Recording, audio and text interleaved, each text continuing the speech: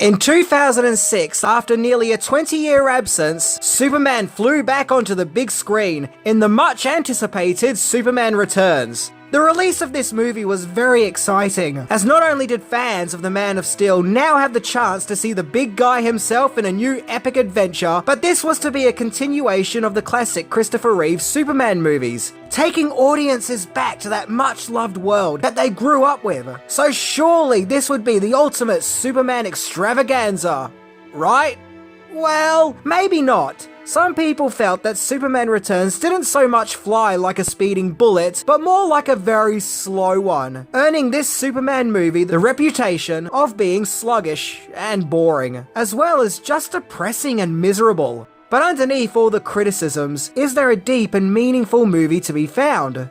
Is this just more of an emotional journey rather than an action-packed adventure, and people at the time just weren't prepared for a more psychological Superman? A Superman story which deals with the turmoil that he must face when he returns to Earth after 5 years, only to discover that Lois Lane and the world has moved on without him. Oh, and Lex Luthor is back and wants to create a kryptonite island for real estate or something? Well, today we're going to try and find out. So it's time to try and stay awake as we explore what many refer to as the boring Superman movie, as we look into 10 things that you didn't know about Superman Returns. And yes, I'm just going to get it out the way now, so it's out the way. This movie was directed by Bryan Singer, and it stars Kevin Spacey. Two guys who don't have particularly great stories going around out there about them, which kind of makes talking about them a little bit awkward. So now that I've said it and acknowledged it, let's explore this movie constructively and check it out.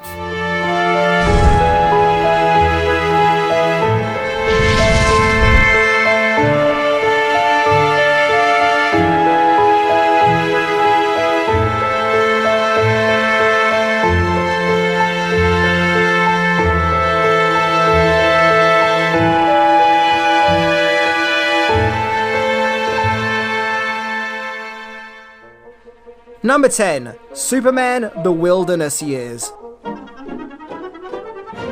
Really, ever since the release of the Cannon-produced Superman 4: The Quest for Peace, there have been many attempts to make another Superman movie.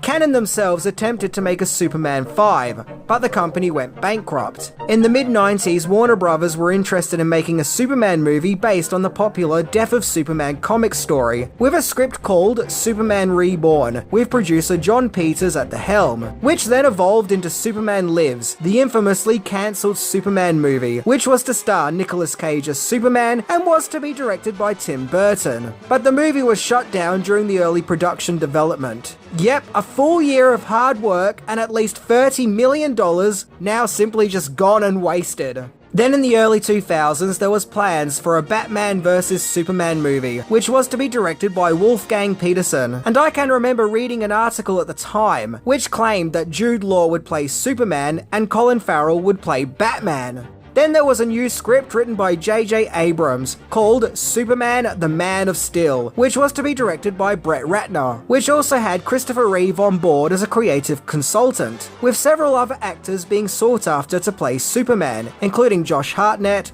Paul Walker, and Brandon Fraser. The script then evolved into a new one called Superman Flyby, and at one stage McG was on board as director, with Shia LaBeouf as Jimmy Olsen, Scarlett Johansson as Lois Lane, and either Johnny Depp or Robert Downey Jr. being sought after to play Lex Luthor. But this production still had no Superman. And so many more millions of dollars later, still nothing came from this production.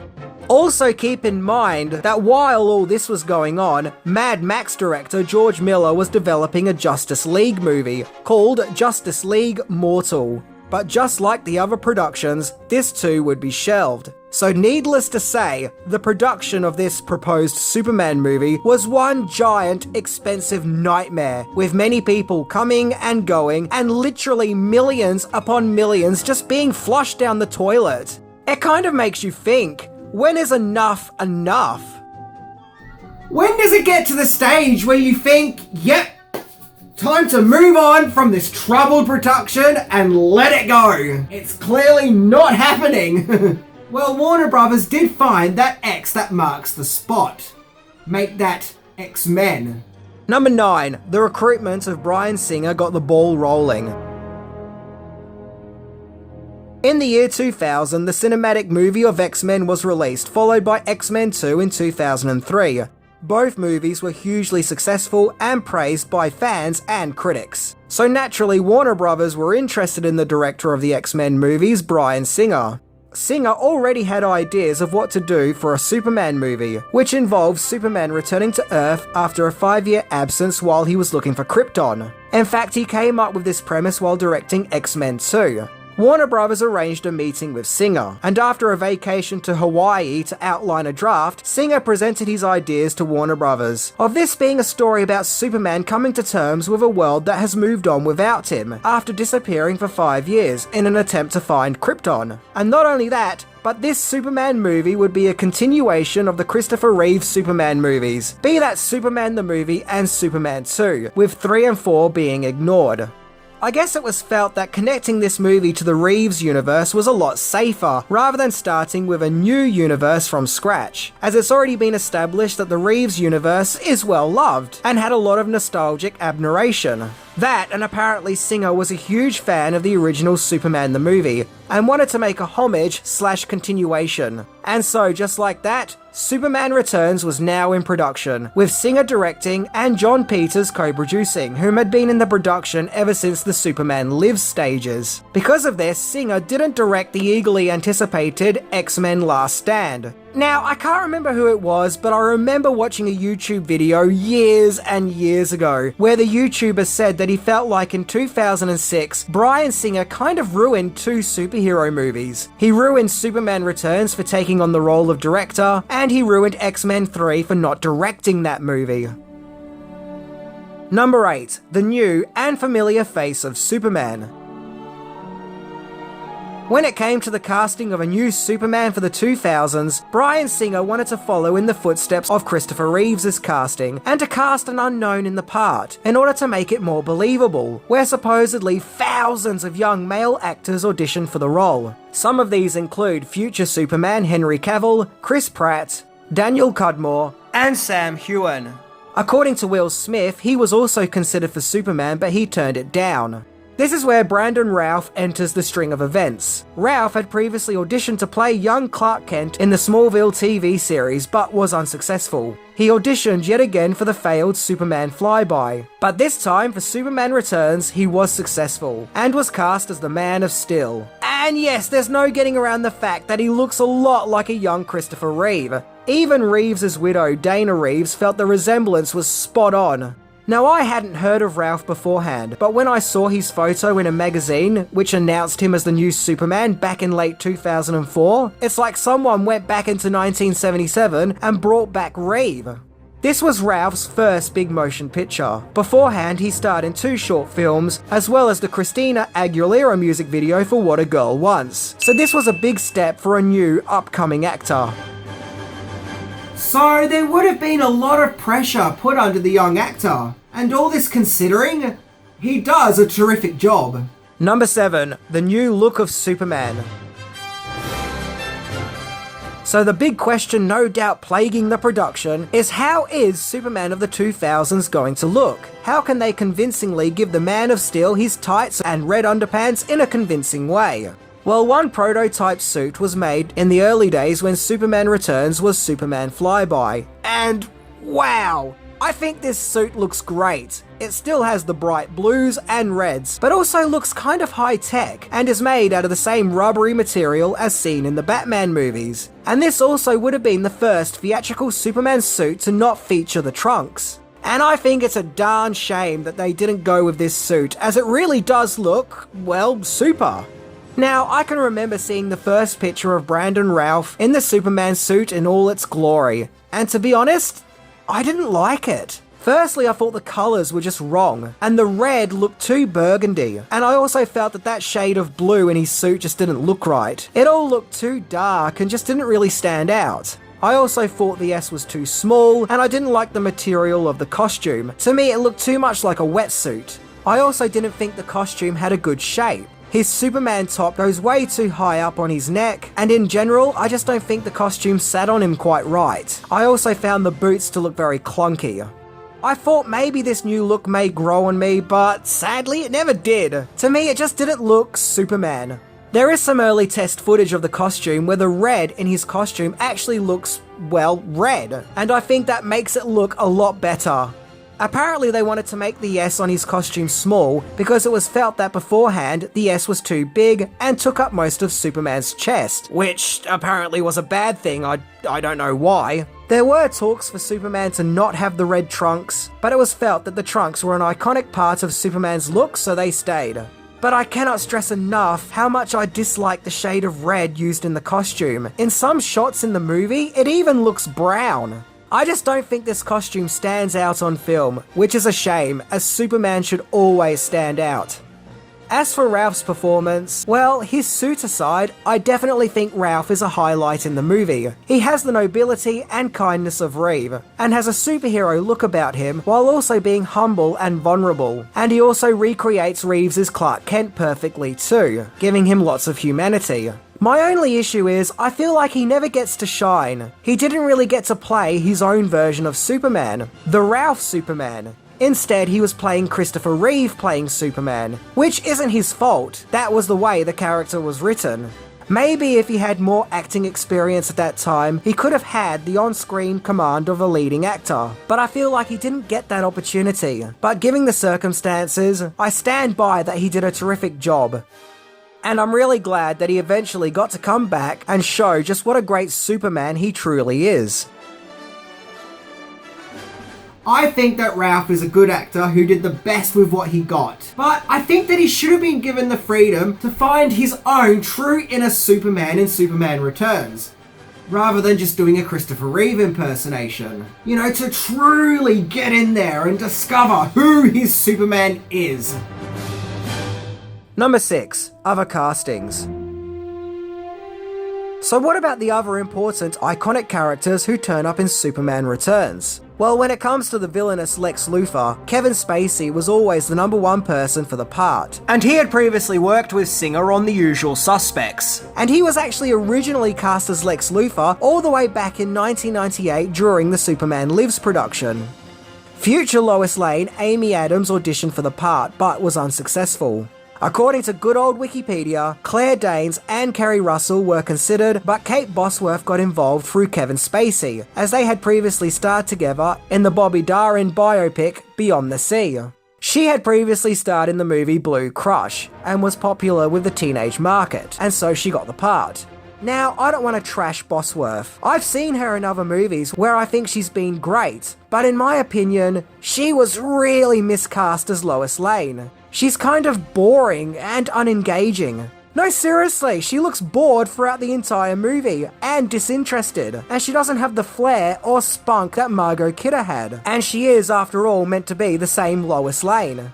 Kidder's Lois was full of personality and sass, and didn't take anyone's crap. This Lois is just really monotone and vanilla. Worst yet, she doesn't really have any chemistry with Ralph, and a huge part of the story is Superman's feelings towards Lois, but there's just nothing there. So I do think that that kind of hurts the movie. Once again, I don't dislike Bosworth, I just think that this was a miscast. Shawn Ashmore, who played Iceman in the X-Men movies, was offered the role of Jimmy Olsen, but he turned it down to star in X-Men Last Stand. So the part went to Sam Huntington instead, who at that time I mainly knew as that really funny dorky kid from Not Another Teen Movie.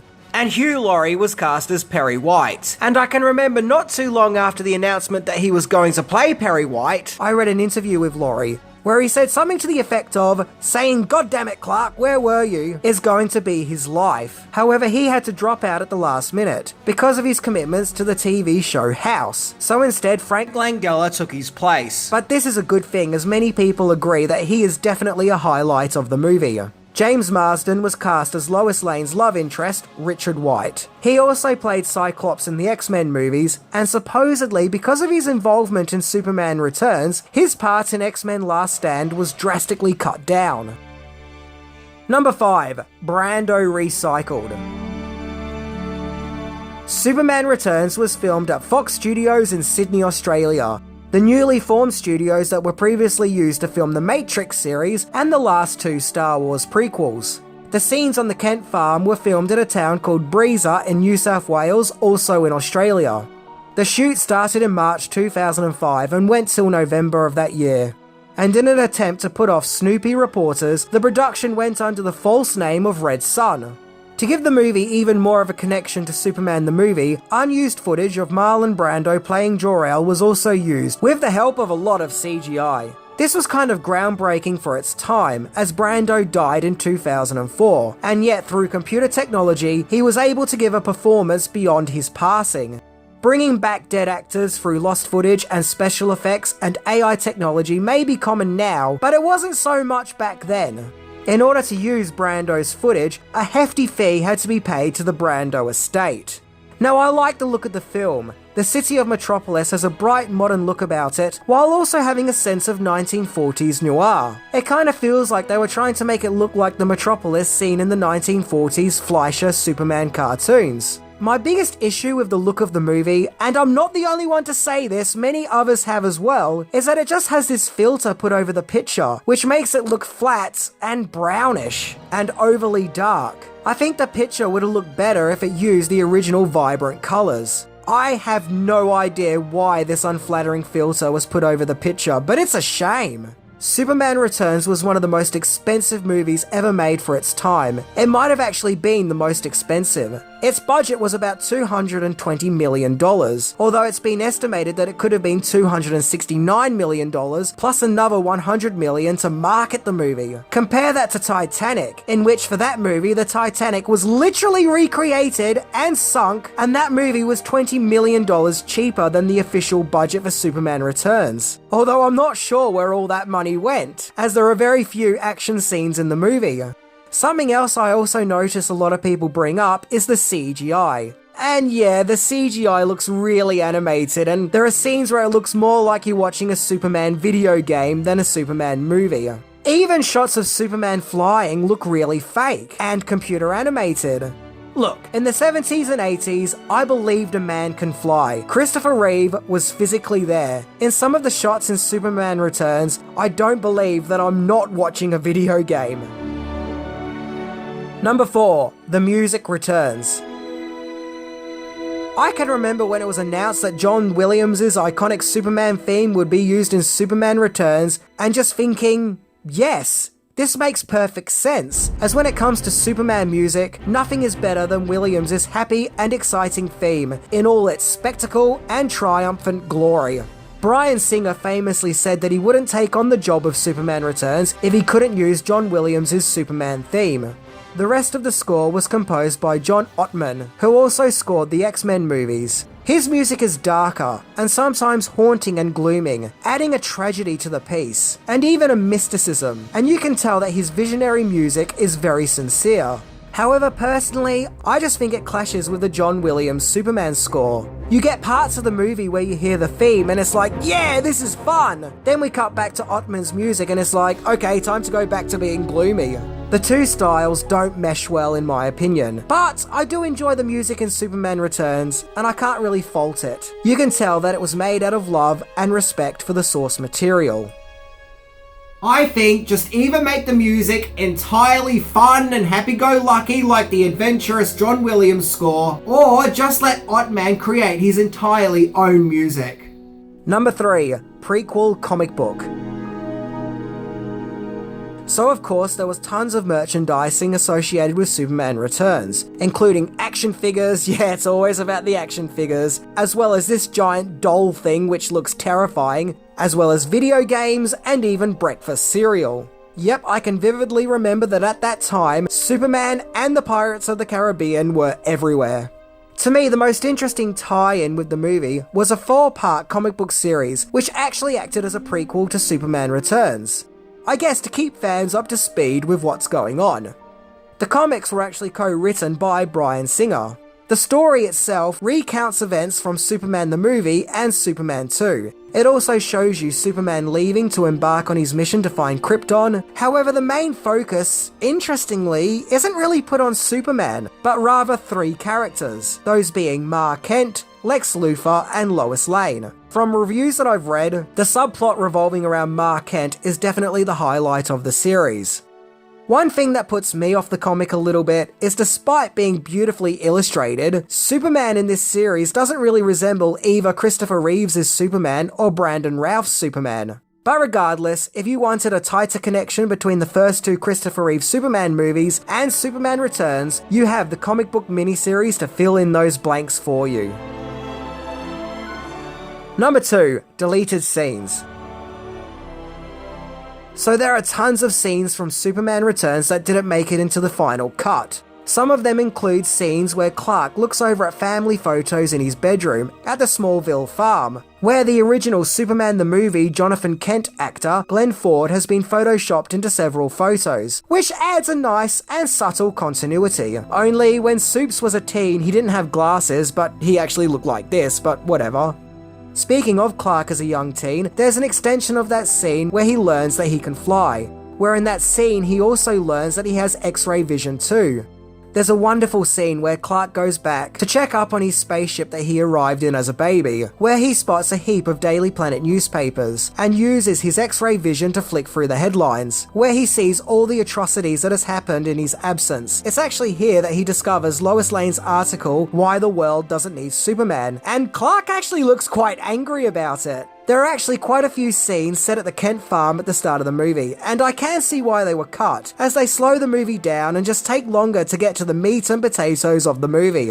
Although there is a nice scene where a shocked Clark Kent discovers that Ma Kent is dating, and there's this great transition from a baseball to the Daily Planet globe. There was also more of an in-depth scene of Lex Luthor and his goons approaching the Fortress of Solitude. We also see a comical game show celebrating the return of Superman, which is cute. There's also a scene where at the end, where Perry White discusses the Kryptonite island that Superman threw into space, where it gets the name of New Krypton, which I guess was setting up a sequel. However, the one scene that I really wish they kept in fact the one scene that I actually think was vital, was an entirely deleted sequence, which shows Superman in his homemade Kryptonian spaceship, flying around the galaxy looking for Krypton. The scene is shot well and looks great and is visually interesting, and we see more of Kal-El's Kryptonian suit, which we barely see in the final film, where Superman finds the charred remains of Krypton and discovers that it's totally dead.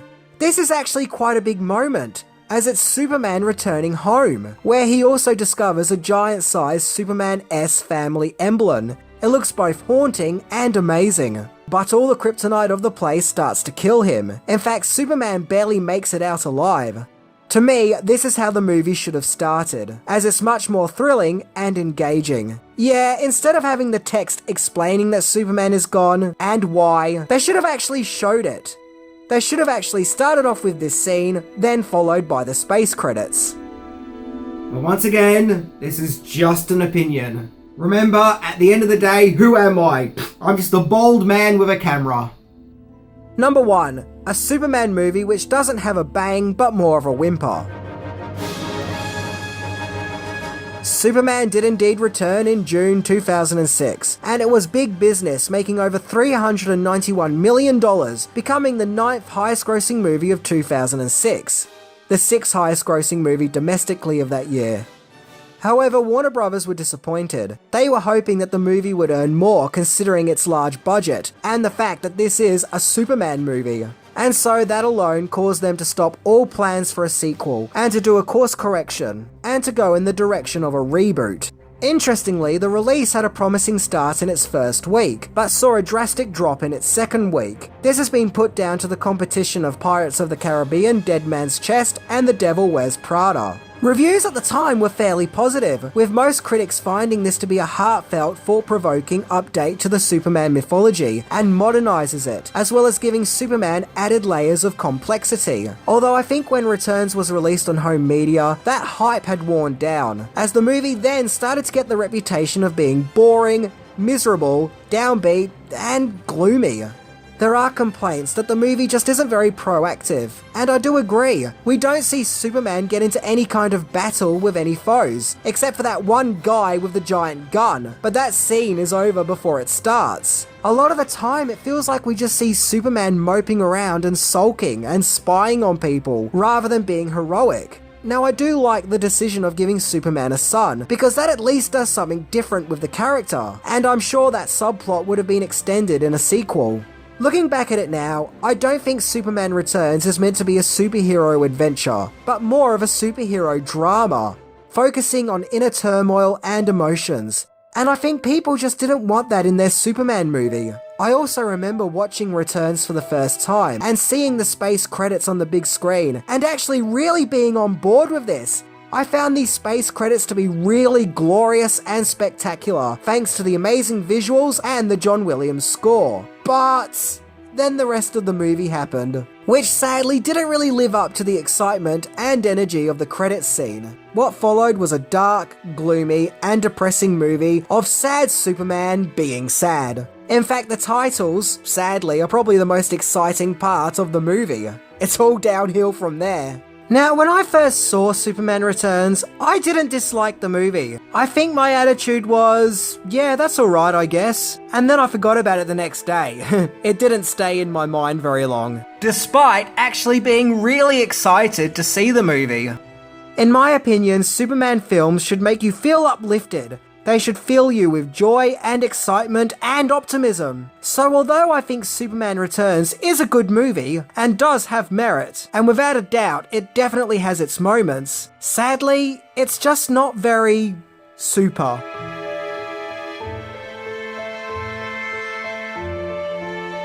Look, if you're a Superman fan, it's definitely worth checking out. And it does have its good points, Brandon Routh being one of them. I would say it's more of an interesting watch than it is a fun one. Like that time they tried to make a Superman movie that connected to the Christopher Reeve movies, and it was really bleak and depressing, but let's watch that anyway because that's an interesting and strange thing that's part of the mythology to see.